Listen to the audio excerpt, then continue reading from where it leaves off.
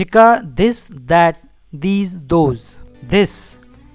this हे एका वस्तूसाठी आणि ती जवळ असलेल्या वस्तूसाठी वापरलं जातं.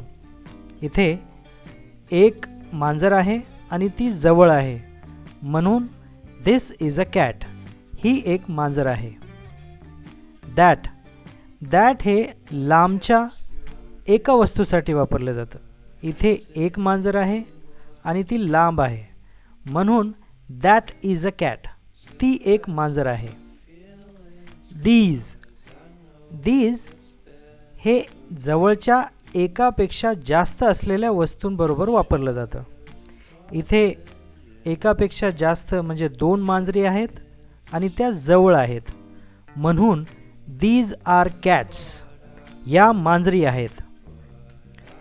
those हे लांबच्या एकापेक्षा जास्त असलेल्या वस्तूंबरोबर वापरलं जातं.